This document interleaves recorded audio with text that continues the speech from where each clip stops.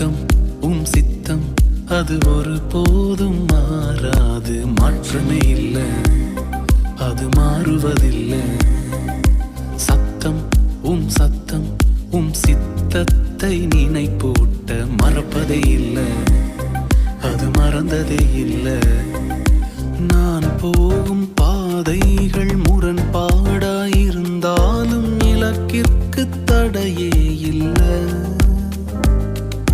திட்டத்தின் மையத்தில் நீர் என்னை வைத்ததால் சறுக்கில்லை